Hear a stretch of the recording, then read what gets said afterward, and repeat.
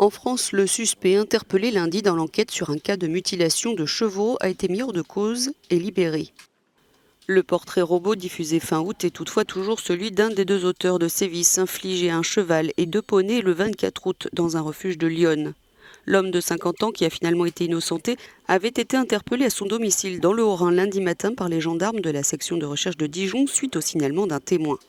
L'enquête menée depuis est sans appel. Il n'était pas dans le département de Lyon au moment des faits. Sa garde à vue a donc été levée lundi soir.